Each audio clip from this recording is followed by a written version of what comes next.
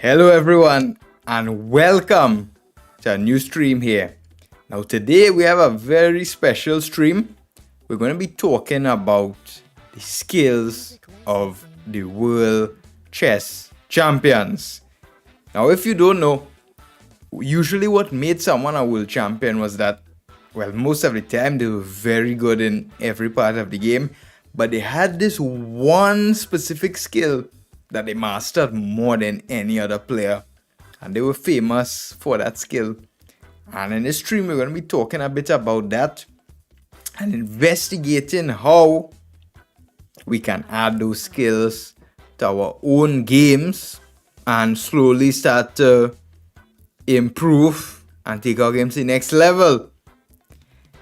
Yes, long time no see, my friend. It's been a while. I've had a lot of work. I'm sorry I didn't stream in some time. But I'm happy to be back. We're streaming today, tomorrow also, and I believe on Friday.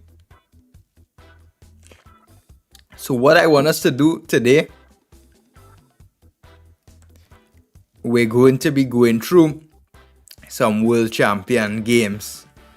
And that's all related because this Friday, as you could see by the banner, my course on Chessable that's been in the works for a long time is being released. The skills that made the greats, from Steinitz to Fischer. But yes, Leonard, this is actually my artwork. I like this one. Oh, you finished your first turn and won second place. That's very good. That's an impressive result. I'm very happy to hear that. So yes, my course is coming out this Friday, the 29th of May. And in my opinion, it's a groundbreaking course. It's a course unlike any other. It's not a course focused on just world champions. It's not a course focused on just anything. It's a course focused on 11 specific skills that are must-have skills for improving your game, and we're going to be studying the people who master those skills, which are the best in the world chess champions. So the skills that made the greats coming this Friday, 29th of May. 11 champions, 11 core skills, more than almost 70,000 words went into that course, 9 hours of video, and of course more than 300 interactive puzzles. So we're waiting for some guys to come in, then I'm going to start. We're going to look at a game here. Now, in the first part of the course has been published Friday, it's just Steinitz to Fischer. But I don't want to spoil that for you all. We're going to be looking at a game of Ding Liren. Ding Liren, what I like about him is a lot of people, they don't rate him too highly. They think, okay, Ding Liren, he's some joker. He wasn't that good. A lot of people, unfortunately, have that perception about Ding Liren. But Ding Liren, he was actually, if you look at his chess, played some of the best chess out there. He was 2800 at some point. Oh, congratulations, my friend. That's a very good result. So yeah, I think that we need to study the games of the world chess champions, and we definitely need to look at the different skills and add that to our game. So to talk about Ding Liren a bit, I want to show today a game of his, and more if we get some time. So Ding Liren, he's known as like a meek, kind of humble, kind of chess player guy, and that's what I like about him. Because I call Ding Liren stay solid, then strike. So Ding Liren, he mastered the skill of solidity. So he'll hold up his guard, staying quite solid, and he was very hard to beat. However, if his opponent would try to beat him, Ding Liren, he would strike back. And I think that's a very important skill in chess. To, stay solid, have that good positional foundation, no weaknesses, everything under control, and to be able to gauge how can you use that solidity to then play for the win. That's what we're going to learn from Ding Liren today here. We keep the position solid, we let our opponent take the chances or slip up, and then once the opponent, he makes those small errors, then we strike. So let's get right into it here. Welcome everyone. If we have any new viewers, welcome to the channel. I'm International Master Alan-Safar Ramoutar of Trinidad and Tobago. Alright, get some water. It's always good. So Ding Loren was with black, and he was up against Thomas Kirnian. I believe he's 24, he was 24-40. This game was played in the FIDE World Cup in 2015.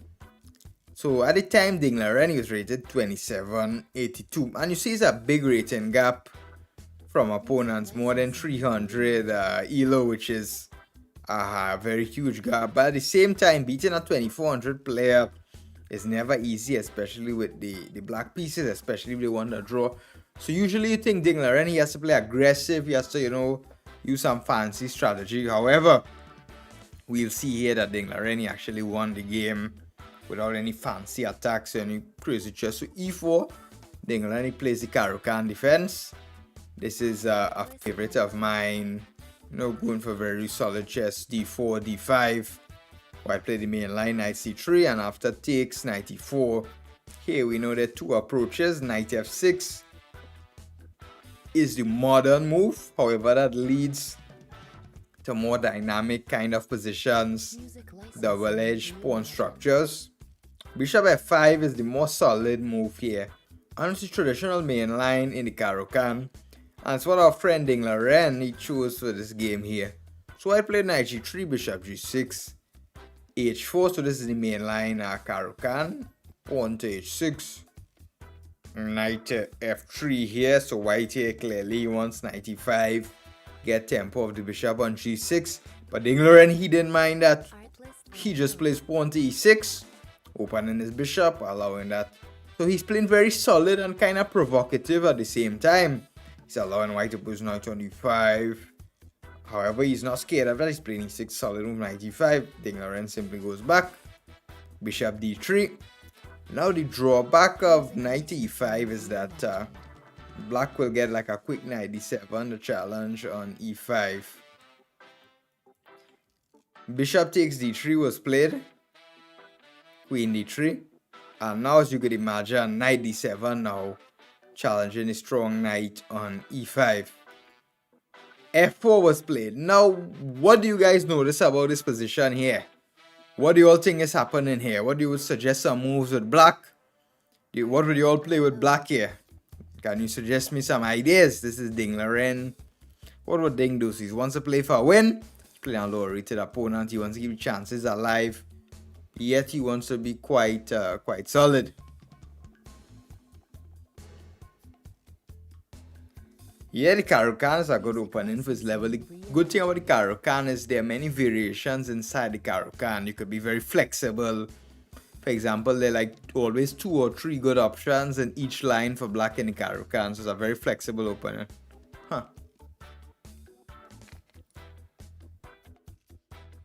Queen B6 is a bit weird, because I think knight captures D7 and you'll have to take with the king. So yeah, queen B6 looks a bit strange to me. With knight D7, you have to take with the king, and already your king is in the center.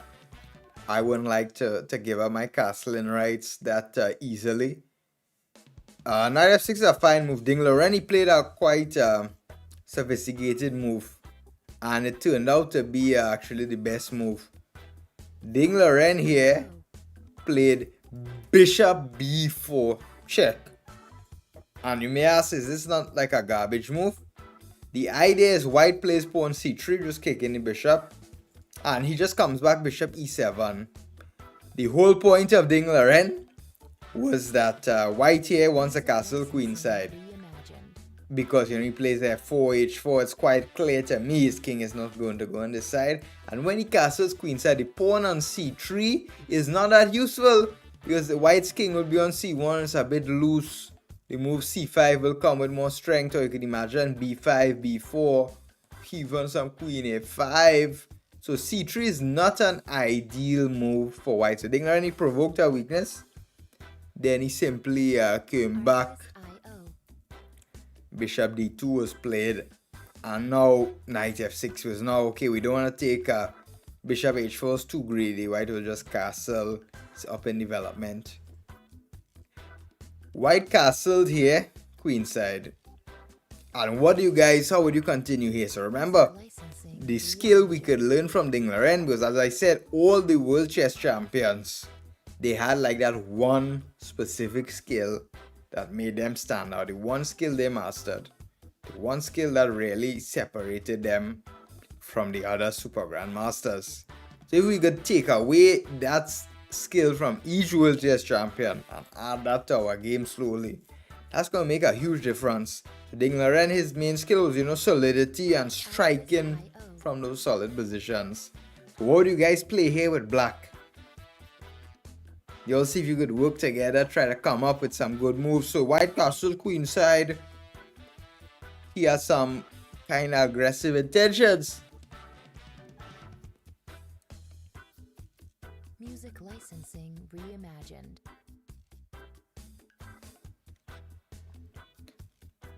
So let's see who is brave enough to suggest some moves.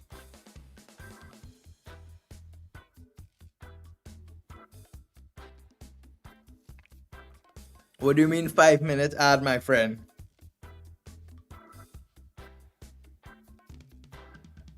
Okay, buddy.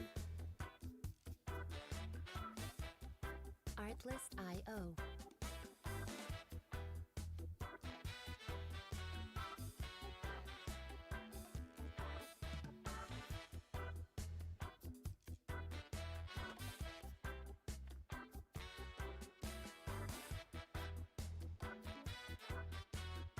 Music licensing reimagined.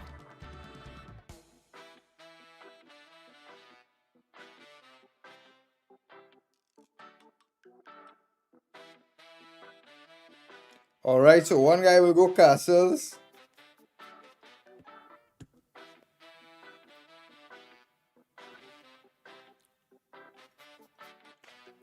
It's getting very hot where I'm living now, guys. The heat is killing me. The sun is Artlist.io.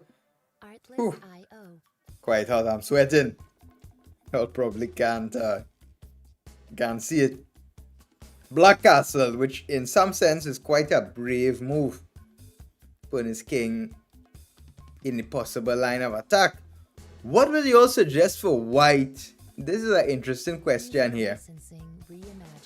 How would you all play for white? If you all want to suggest some moves for white.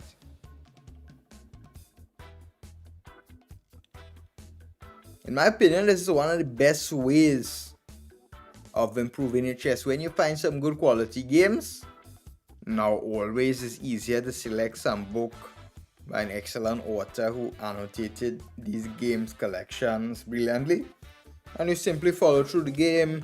You ask yourself what would you play from one side, what you would play from the other side, and that's generally proven to be one of the most effective ways of improvement.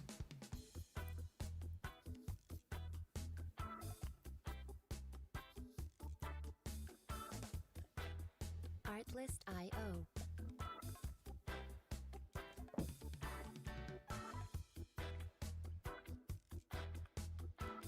Alright guys, so for those of you now joining in, I'm International Master Alan-Safar Ramoutar, and today we're going to be talking about the World Chess Champions, the skills that made them great, and see how we could add those signature skills of them to our game. Hello my friend, hello. So we're looking at this game here. So it was white to move. That's a very nice idea, Leonard. Yeah, white definitely has to move his knight and play with g4. This g4, g5 is his idea. Also, there's always a nice prophylactic move like king b1. Just, improving the king's position, then continuing with the attack. I like that move. That move is not bad. Knight e4 was played. Very safe and simple. White wants to... He's not hiding his intentions. He wants to play g4, g5. Music licensing reimagined. Knight takes. And here, the good question is, my friend, I told you hi, my friend. Easy, bro, easy. Now, black could, of course, take on e5. And after fe5, play queen d5, but Ding Liren, he's playing for the win here. He's playing against a lower-rated player. There's no way he's gonna play for some chess like this. It could easily end up in a draw.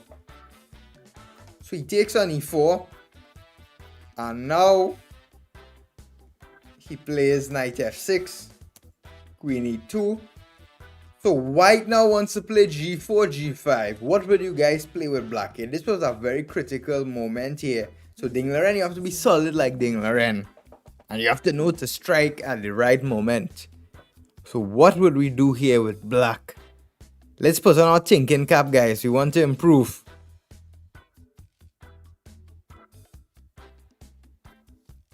What's the idea of knight f6, knight d5, my friend? And what's the threat? Whenever you play a move, you want to ask yourself, what's the threat or what's the idea? I don't see any big idea with knight d5. Knight d5, I will continue with g4. Knight doesn't have any jumps. My g5 is coming. So it's black to move here. Yeah, I know a lot of y'all like these fun streams where we're just playing. Sometimes it's good to have these educative streams.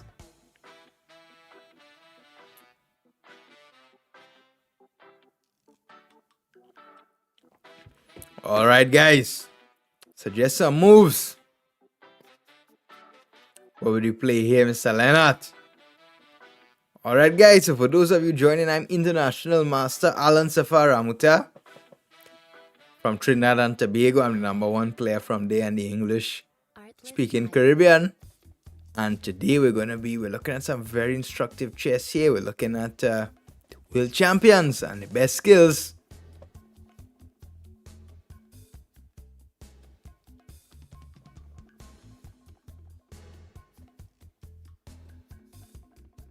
Music licensing reimagined. Well, my friend, Mr. Leonard, that's the move. That's the move. Very good. That's the only move.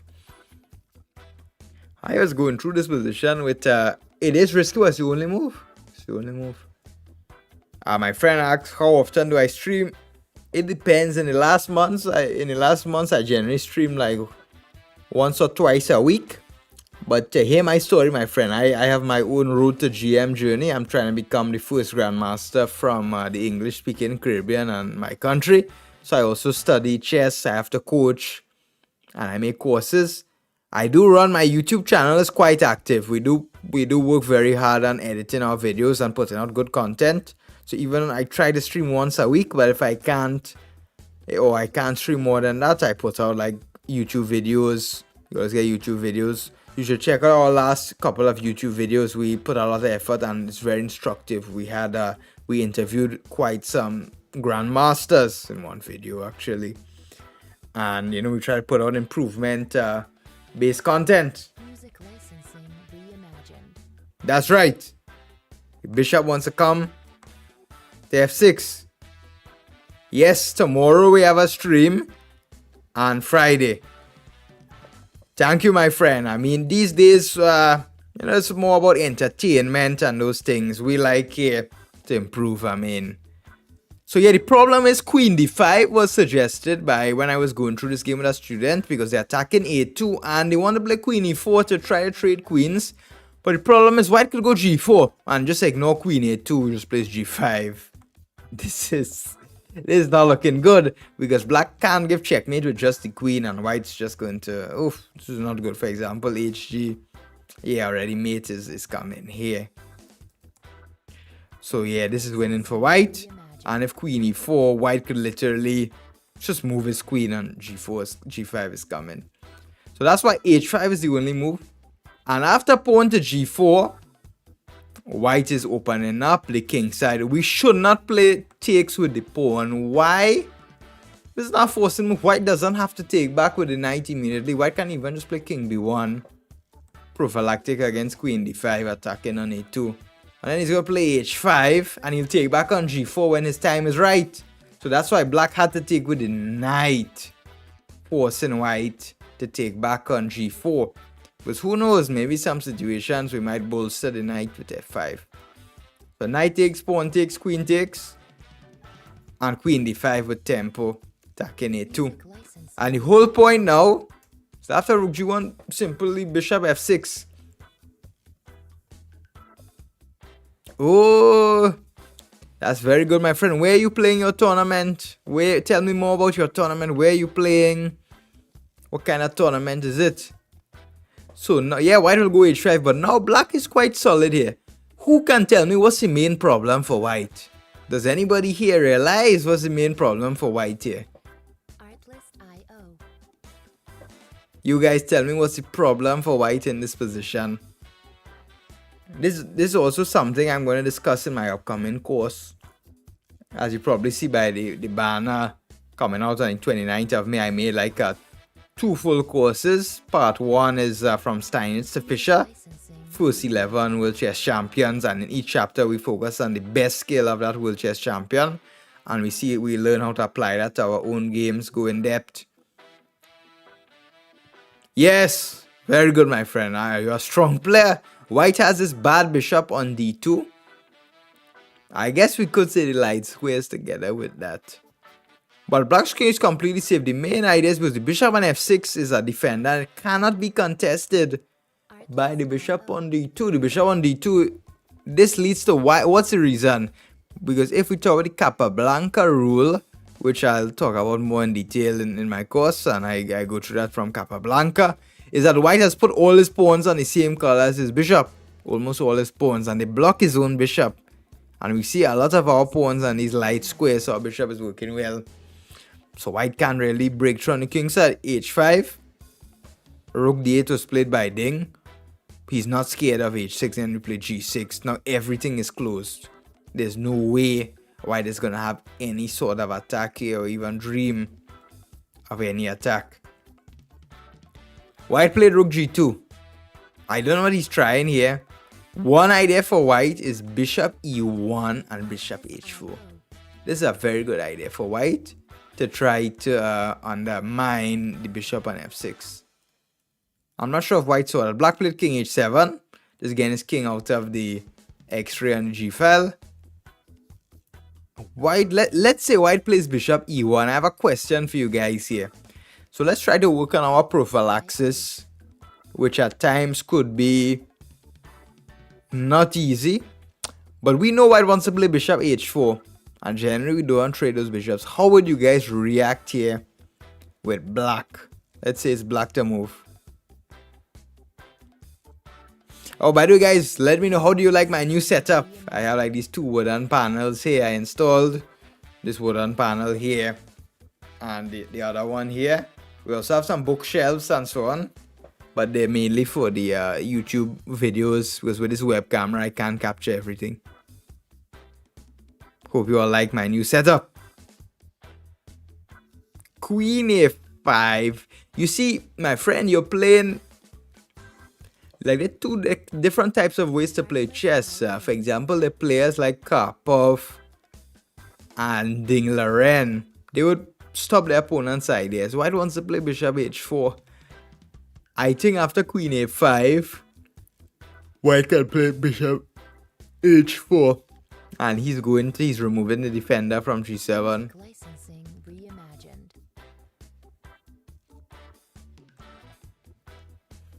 Yes, bishop h4. This is not looking good for black.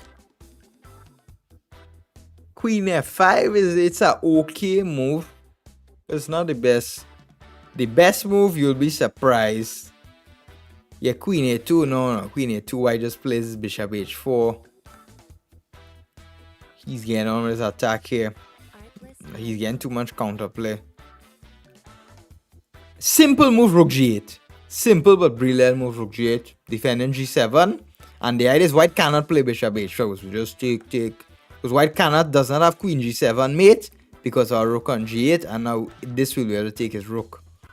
So simple move, rook g8. Imagine that. Stopping white from playing bishop h4 and leaving his bishop passive on e1. By far the best move. What do you guys think about that? That's the power of prophylactic chess, my friends. And now white is struggling if he like defends a2. We can even go c5. Still he can't play bishop h4. Artlist IO.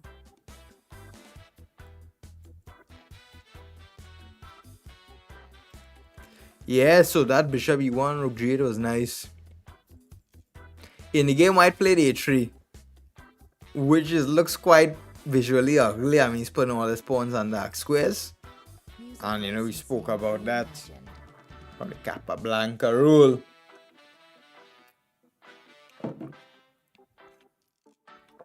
Rook h8 was played by Dingler, and I like how he just stays solid and he always has some idea.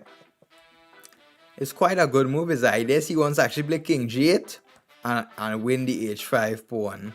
A very strange idea, but again, the black bishop and f6 holds together the whole position, and that's why everything seems to be working. Rook f1 was played, which was a mistake here by white. And now black had the opportunity and did pounce. So alright guys, if you're joining in now, I'm International Master Alan-Safar Ramoutar, #1 player from the English speaking Caribbean and my country Trinidad and Tobago. And today we're talking about a very important topic here. Talking about the skills that made the greats, which is the premise of my upcoming course on the 29th of May on Chessable, where we studied every single World Chess Champion, part 1 first 11, part 2 next 11, and we tried to decode really what was going on with them, what made them so great, and we go into in-depth study of the best skills that define them and see how to add that to our own games.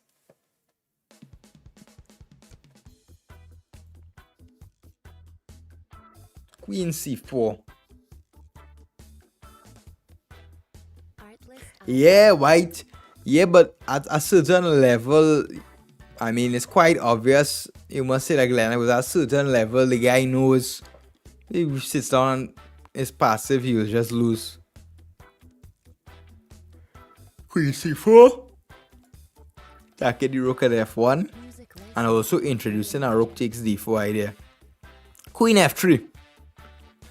Now black played rook captures d4, but he allowed white to play f5 and get counterplay. The problem with rook d4 is that white gets some counterplay here. What would you guys play here with black?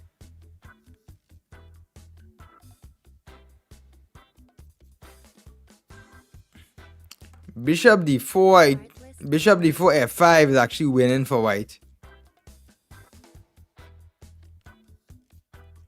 So remember, we're gonna think about white's threats.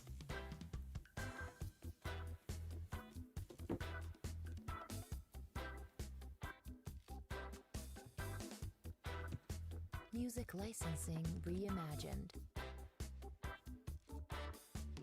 Oh, hello, my friend. Hello, Mr. Kadi. We're studying some serious chess now. Oh, Mr. Leonard, it looks like we need to send you to a rating category above. That is the move. Rook d5, and white is just paralyzed. The attack is finished. Nothing he can do. Rook d4 is not right, my friends. That was played by Dingler, but it allowed white some counterplay. Correct move was rook d5. No f5. Attacking the pawn. And what's very funny is white could never play h6, we just close with g6. And we even have ideas like king g8, because f6 defends our g7 pawn and will even eat his h5 pawn. And white is just lost. Black also b5, a5, b4 ideas. He wants to attack the white king and white has like no counterplay. Rook captures d4 was played in the game. But the problem is f5. f5, and now he allowed some counterplay. This is the problem sometimes when higher rated players play lower rated players. Sometimes they get a little bit too confident. They say, okay, they won't be able to defend.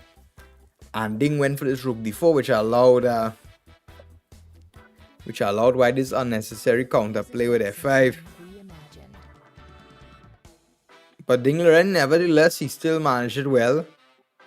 Rook d3, queen e2. He brought his rook to d8.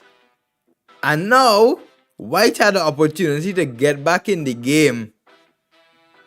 How would you guys play with white here? Let's imagine that we're white here. And Dinglerin made a mistake and we want to catch him. How would we catch him here? White to play. Artlist.io.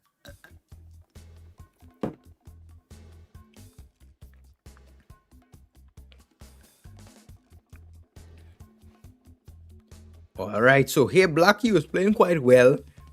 But the problem was he played this rook d4 and he allowed this counter play Music licensing with f5. reimagined.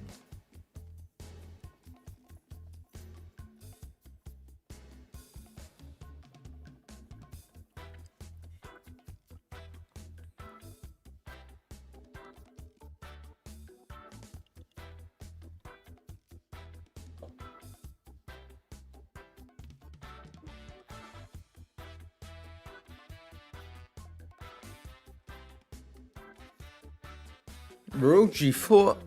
My friends, you all really need to be careful. Rook g4 is a blunder into rook c3. Check and winning the queen. You need to be careful.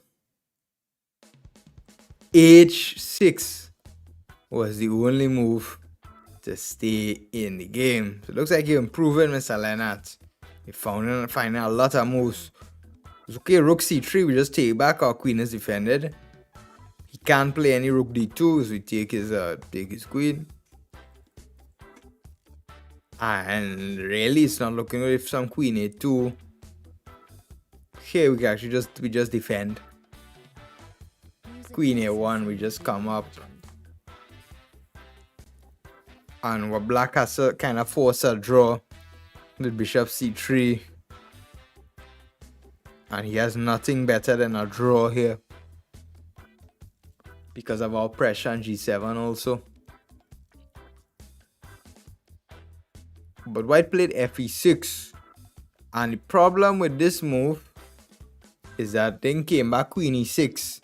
Attacking the queen on e2 with tempo. And remember that black is up a pawn here. So a queen trade would be favorable for him. White traded queen. So it was to me quite strange this decision white made here. Why I don't know why he didn't play this h6. Then Ding would have been in some trouble. Music licensing King reimagined. c2. And now let's see how Dinglerin, he was being solid the whole game, but now he has an extra pawn. And he quite easily took home the advantage here. Rook d5, h6, and very nice move. Rook f5.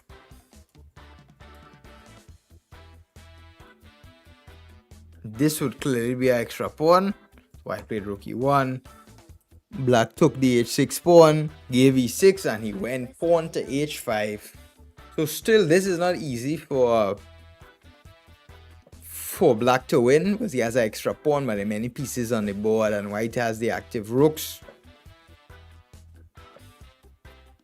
Rook h2 was played. How would we play with black here, guys? What would you all suggest? What's the plan now? What's our plan to win this?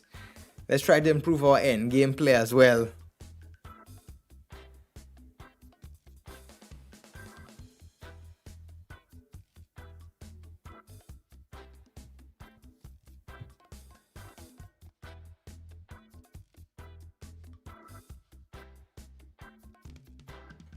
How would you all continue this with black? So imagine we worked a long middle game. We were fighting throughout the whole middle game. And we got only an extra pawn. And now we have to be careful as well in the end game. So how do we move forward with that patience? That level of end game technique? Rook f8 doesn't really have any idea to me, to be honest. I mean, you could argue to move the bishop and have the f file. But that doesn't look like some nice idea to me. So what should black do here?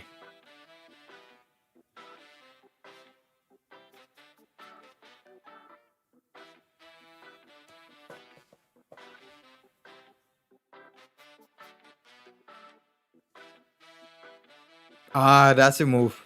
That's a move. In the end game, the king Artlist.io. has to come into the game. King G6. Simple and powerful. You can't leave your king cut off on the H file here in the end game. Bishop E1. King F7. Music licensing reimagined. Rook E4. And now I really like how black played here. When you're up in material, we always know the rule. It's very good to trade pieces. So black played rook E8, taking out some of the defenders from white. And after rook E8, king E8, this was rather simply converted by black here. King D3, king F7, A6, kind of simple Capablanca rule, dark squared bishop, putting pawns on the light squares. Rook E5, king G6, pawn went with H4, rook came down, and this was generally quite simple. Good technique by Ding Liren. King F5, and Ding Liren, he put away this game quite simply here. I mean, this was a nice one. King E6, rook E1. They were playing around a bit, and he advanced with the pawns, fixing white's queen side. And then later, yeah, he just came in and he got white. Yeah, this was not too much to see here after H3. White resigned. What was the most interesting part of this game? So we see how Ding Liren, he played quite solidly in the opening. And he played out, he missed, he played quite solidly in the opening and he waited for his chance. He played this very nice move, bishop b4, provoking c3. Then he just came back. But c3 is not too ideal for white in this position. White has this dark squared bishop, and we know from the Capablanca rule, if you have a dark squared bishop, you should put your pawns on light squares to make room for the bishop. Bishop d2, and he just developed. And after knight e4, it looked like white was going to play g4, g5, and just steamroll black here. But black took knight f6, and he played the very brave move h5, which generally some move people should be scared of. But after g4, black took, knight takes, pawn takes, queen takes, and after bishop f, well, queen d5 first attacking a2, rook d1. After bishop f6, the key detail that we saw in this position is that the black bishop on f6 is a solid piece holding together the position. Bishop on f6 is our fortress guard. Meanwhile, the bishop on d2 is blocked. Can't go anywhere. It's blocked in by its own pawns. And we saw that was a huge difference.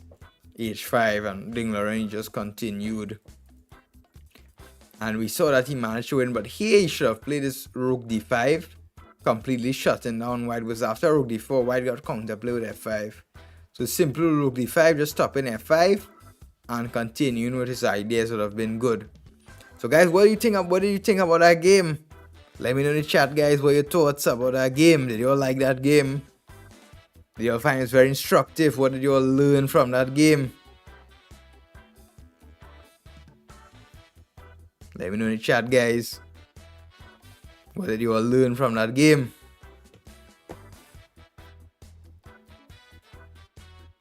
Music licensing reimagined.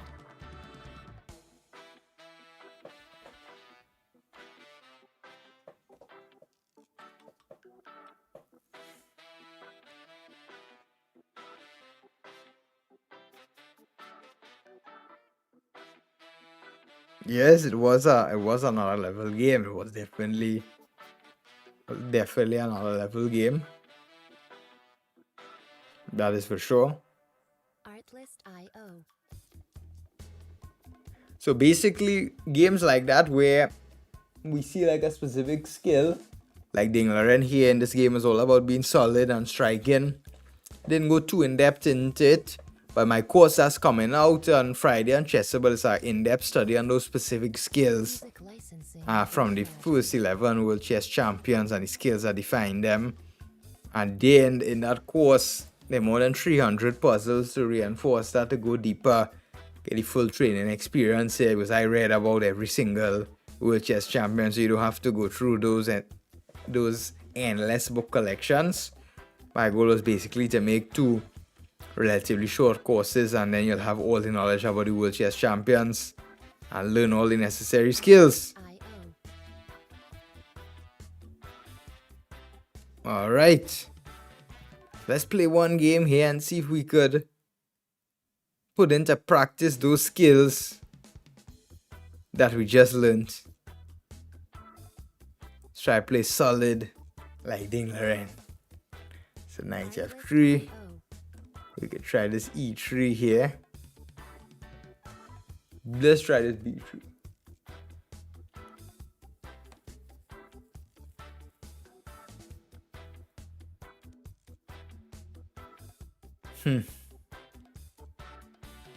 Not too sure how exactly they played this one.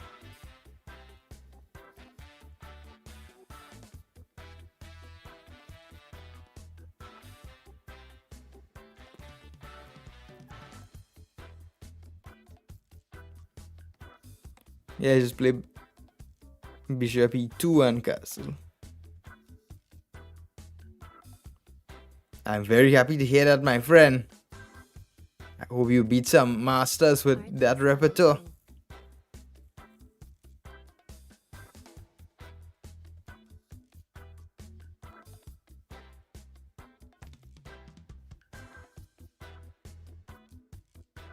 Yeah, play pawn c4.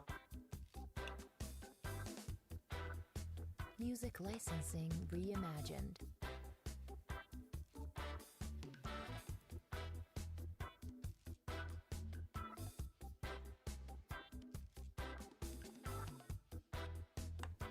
Yeah, rook c1, there's no need to rush. My idea against e5 is I'll take on d5 and play okay.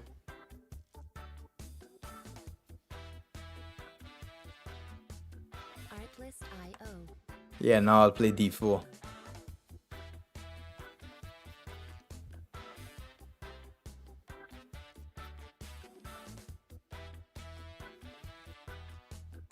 Yeah, h3 seems like a quite good, useful move. Music licensing reimagined.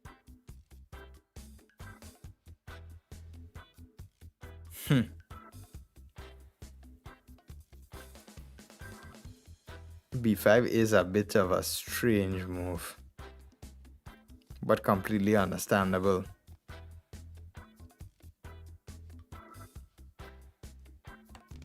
Let's play bishop d3. Bishop on f5 is quite annoying. Artlist IO.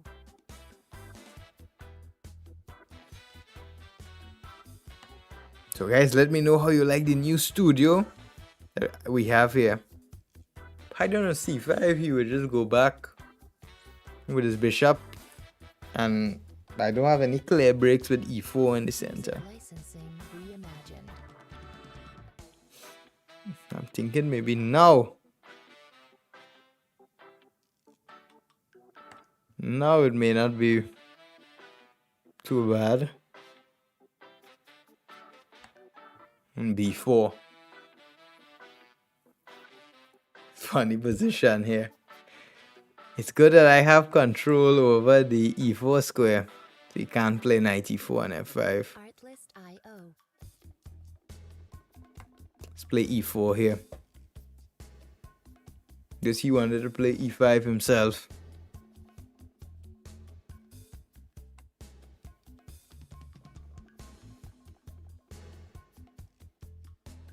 Okay. Music licensing reimagined. Yeah, I mean, how exactly should I proceed here? Play queen b3.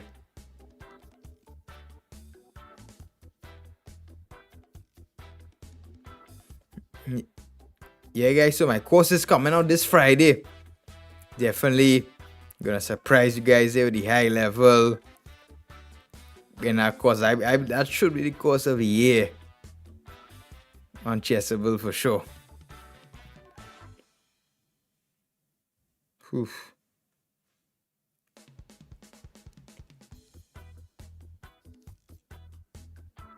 How exactly should we proceed here? Artlist.io. It's not simple. He's very solid.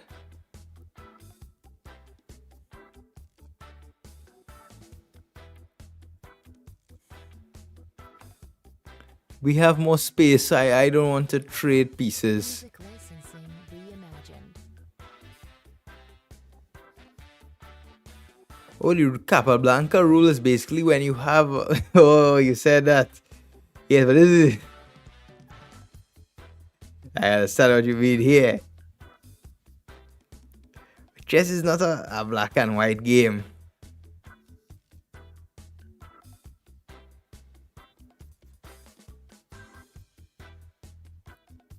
Artlist.io. Plays rook a1. If we enter rook a7, could be dangerous for him.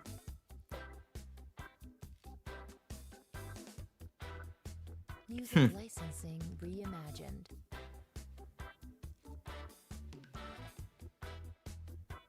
Can I play this rook a6?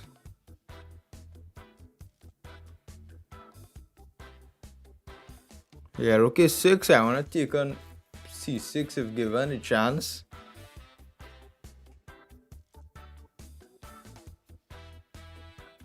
Knight e2 doesn't seem to bother me. I'll just move.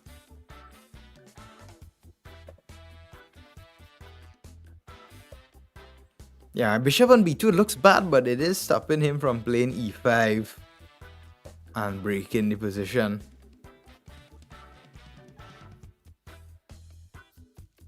Music licensing. So even though it looks like it doesn't have any sense, it's serving a valuable function.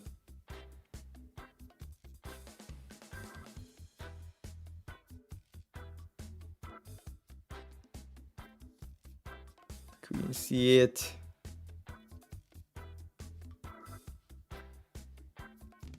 Can I take? Artlist.io. Yeah, I take on c6. He just plays like queen b7.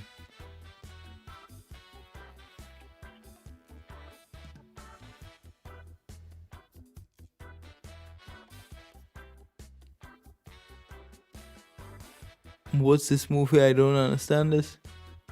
Music licensing reimagined.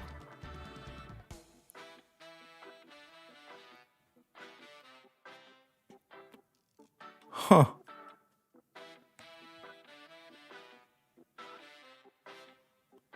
Yeah, what's up here if I take with the pawn? That's his idea.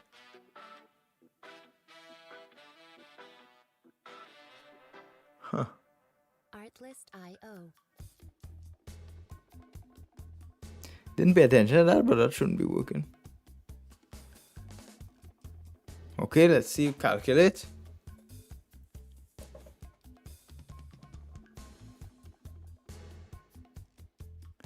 King g2. Music licensing reimagined. Knight f4. King g1. Queen h3.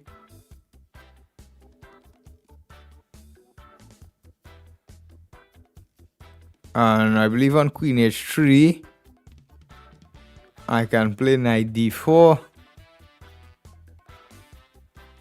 Yeah, I don't think this. Artlist.io. Why is this anything for him? Milking.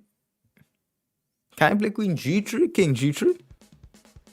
King g3, queen h3, king f4. Artlist.io.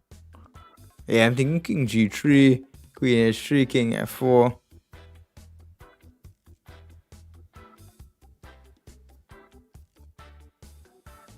If king g3 works, that would be very interesting. King g3, queen h3. Music licensing reimagined. Let's be brave. Let's go for this. I think king g1 was also fine. Then king g1, queen h3, knight d4. Stop in 92.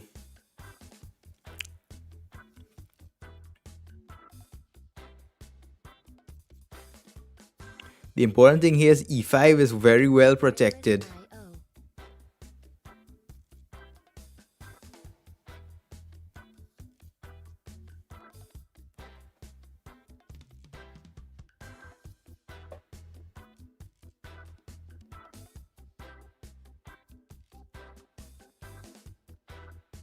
Music licensing reimagined.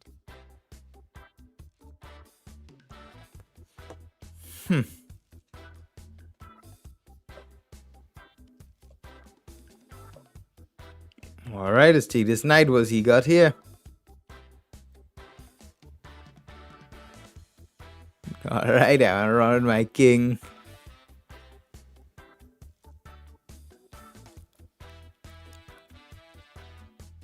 Artlist IO. But yeah, I mean, he has no pieces.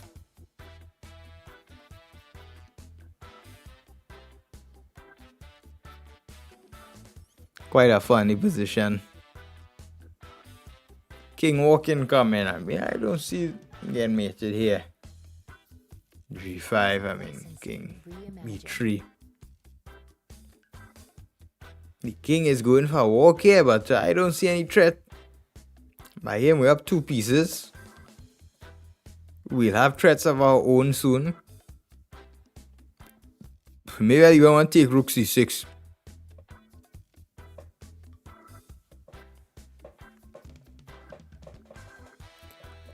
Yeah, I mean, he's giving away a third piece. Artlist IO.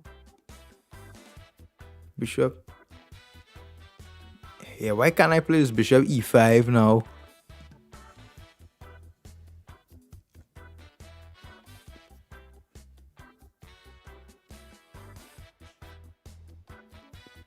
Yeah, I don't know what's wrong with this guy. He's giving away all his pieces. Reimagined.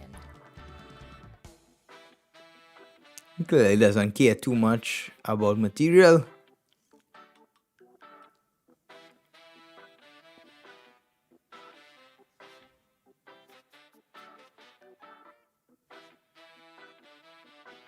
Okay, what is his threat? Maybe rook d5, one idea. I wanted rook a7. Artlist IO. I can play rook d5.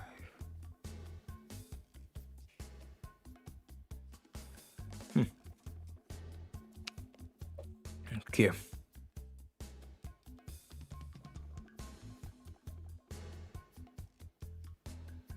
Rook d2. Music That is one licensing idea. reimagined. Rook a7. Rook d5. Rook a8.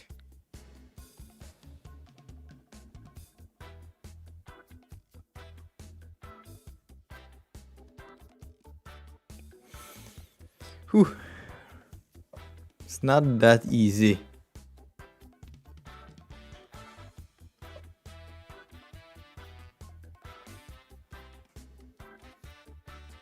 Artlist IO.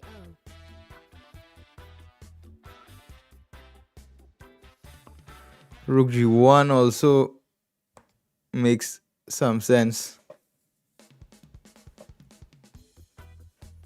Counterattack on g7. Yes, my friend, you're right. We have to watch out for time. IO.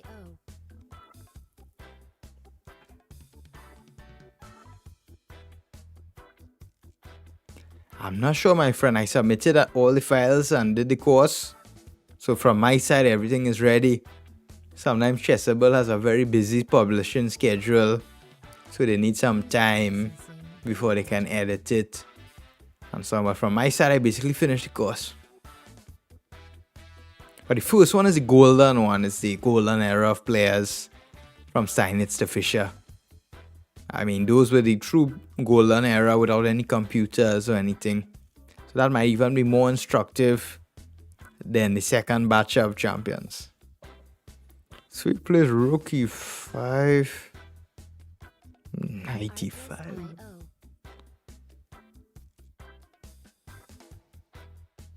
Rook e5, 95, queen is.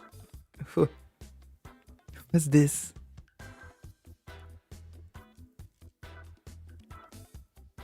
Ooh, everything is hanging. I assume I'm gonna just take this. I mean, Licensing reimagined.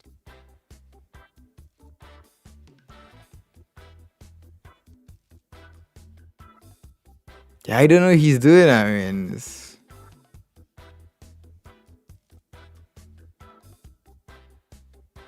okay, what now? Rook g4, hg5 with check. And king f3. Yeah, king f3, please.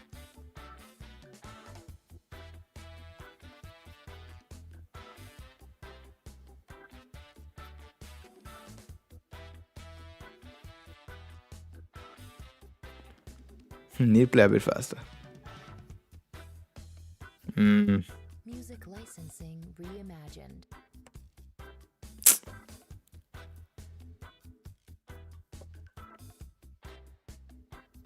Yeah, I don't like we're playing a bit slow.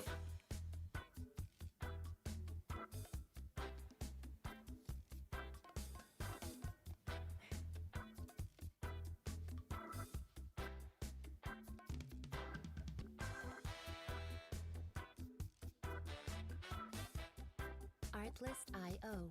Let me focus in here to not flag. He's definitely going to try to flag us. Oof, check.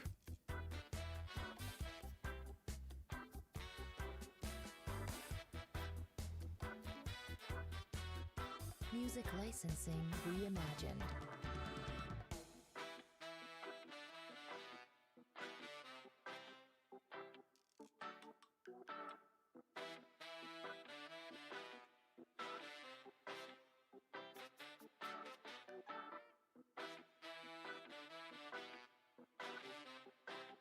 Ooh, can we take this?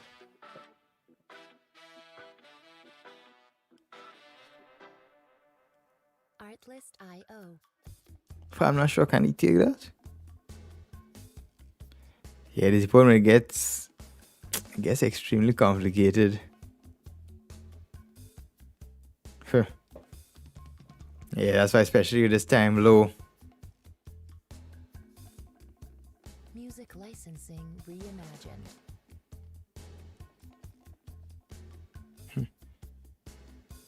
Maybe we even went wrong here, I think, yeah.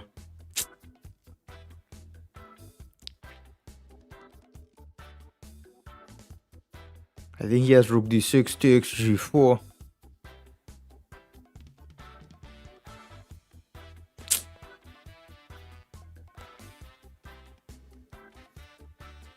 Artlist.io. No, here g4, king g2. King g2. He doesn't have queen h3. If he has queen h3 now, maybe rook g3.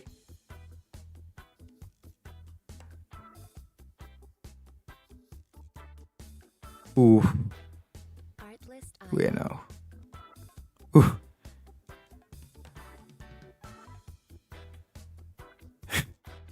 Not sure about this, I mean.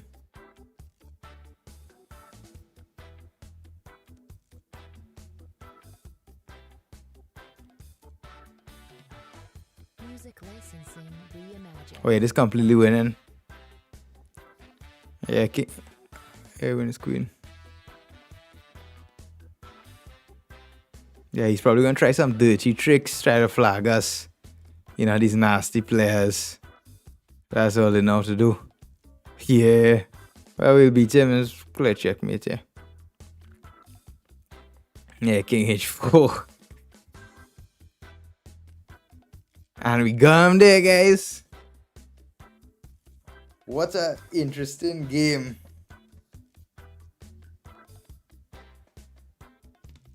What an interesting game. Whew, we need to check that one out.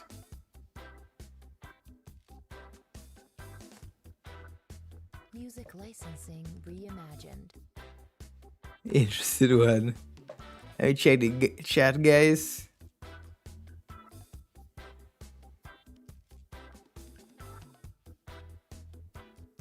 Ooh, we're waiting for Karpov, my friend. Look, in Steinitz Fischer, Karpov learned from Petrosian. We have Petrosian, he was Karpov before Karpov. And in my opinion, Petrosian is actually, not my opinion, it's true. Petrosian was more prophylactic than Karpov. So you will learn more from Petrosian than Karpov. With Petrosian, he was fully in his prophylactic style and his defensive style as well. So welcome back, guys. Welcome back to the stream here. Music licensing reimagined. Let's see what went on here in this game. Huh. Yeah, we definitely missed some things. I don't think his knight sacrifice was good. I mean, it was complicated, but I thought it was fine for us. Yeah, we could just play knight h4 here and get his bishop. Goes back and we just take it. Yeah, knight h4 again we had. Artlist.io. d4, h3. c5 was fine. Rook c2, maintaining the tension. Cool move. b4. So yeah, here, as we know, the Capablanca rule, my pawns on the same color as my bishop, Reimagined. which is not ideal. Oh yes, everyone. Also, to let you know, we finally rolled out our membership program on YouTube with 3 different tiers. The lowest tier is the supporter, where you have some basic benefits. Well, as we know, everyone on YouTube channel, your voice has a say. But the supporter is basically the most basic Artlist.io. contribution. You just want to support the channel, be involved in these members polls and be able to contribute. Then we have the training room, I believe it's called, where you get access, for example, I believe some YouTube special YouTube videos where basically you're gonna get like code for that price, very low price, basically free coaching sessions. But that's what it is. But, you know, these days it's very hard to find a coach. For example, you know, 1 hour sessions with a coach is very expensive. Ooh, I mean, I would like to show you. I don't have it. Let me check exactly what is it. I will tell you exactly what we have here. How do I check that? Yeah, so we started our membership. All right, so we have 3 different levels of YouTube membership that we open. We have the supporter. You get, of course, the loyalty badges, the emojis. Of course, you'll always have my priority reply to comments. You'll get, you know, photo and status updates. So I'm training every day, solving some puzzles. I'll take a picture, send for you guys to see that. And you'll be able to contribute in members only polls. So that way, when we're thinking about topics for the next YouTube videos or streams, you'll definitely have a say in that. Then we have tier number 2, the training room. All the same perks from the previous level. Then you get, of course, member shoutouts. You'll have member only videos where it'll be basically like some coaching sessions where I talk about a specific topic, voted on the polls, and give you basically a lesson on it. And then you get structured training plans. So basically, once you tell me your level, your time available per day, I will send you like a personalized structured training self-study plan. I'll tell you, you know, do this, do that, this amount of hours a day, and you can expect to see this and that result. And then we have the highest tier is the inner circle, where you'll get some game analysis of your games. You send in your games, I'll analyze them. You'll get some member-only live streams, and you'll get some exclusive study files, access to resources. So every day you can look at those resources and study. So those were basically our 3 levels of YouTube membership. So if you want to just support the channel, be a supporter, that's fine. If you want to get something else, more training material, then I'll be good as well. Well, it depends on what you're looking for. So yeah, this game was interesting. We played e4 here, but maybe it wasn't the right time. If knight e2 here, e5. Apparently e5 is not good. Yeah, we just take everything, takes. And there's a favorable transformation at knight d4. pawn on c6 is weak. Knight is sitting very well on d4. Yeah, e4. Yeah, this position is fine for him. Queen b3 should have taken on a5. Yeah, so you kind of misjudge this position here. My friend Arjun, you know, you kind of came at the end of the stream, my friend. The Korean question, what were we doing today? I mean, we started about an hour ago. We have a short stream today. We were basically going through a game of Ding Laren, which we were talking about the skills of the world chess champions, and Ding Laren's skill was staying solid and then striking later. So we were going in depth of a game of his, talking about that skill. And my course is coming out this Friday, 29th of May. The skills that made the greats from Steinitz to Fischer. So for those of you that are looking to improve your game, learn the specific signature skills of each world chess champion, you could learn that. Let me check what time are the comment streams. But here, let's just finish the game. 92. Let's see if this knight sacrifice was anything. Oh wow, yes, this was actually good.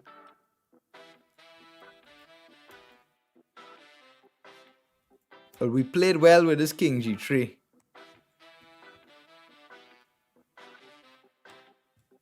What did I miss it, Tux? Yeah, 94, we couldn't have played him in his mate. What was I talking about? Artlist.io. Yeah, I've been just a blunder. King g3, we played well. Yeah, this is winning for us. I think he should have played rook d5 maybe.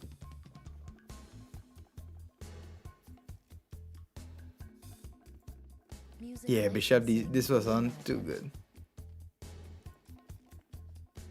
He should have played queen h4. Yeah, this he blundered. We got him. So let's check when is the stream tomorrow.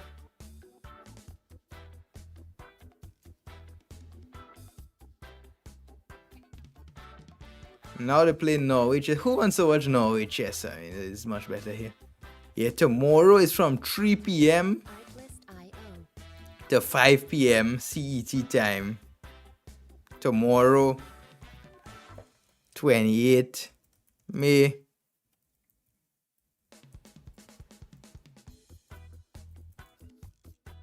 Yeah, when we streaming tomorrow at 3 p.m. to 5 p.m. CET time.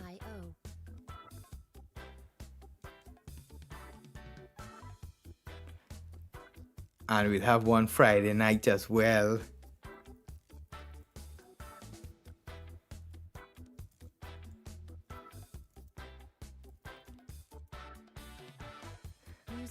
So yeah, this Friday the course is coming out, so I hope you guys are excited for that and ready to learn about the world chess champions and the skills surrounding the games. Alright guys, that was basically it for today. We had a short stream on that. See you all after some time. Really instructive game. We played one game as well. So do you guys have any questions for me? Let me know if you guys have anything on ask me, anything on your mind. Or if not, we'll be ending the stream. So let me know guys, do you all have any questions? Anything you'd like to know? Any feedback?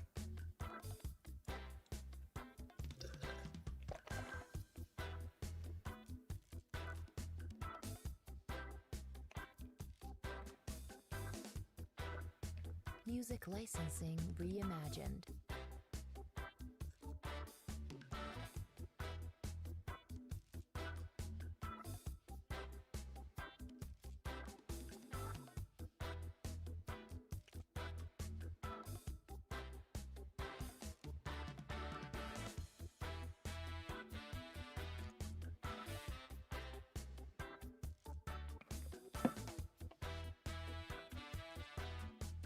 Artlist.io.